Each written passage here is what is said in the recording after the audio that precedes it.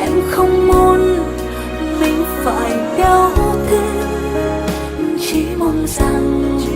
thật lòng thương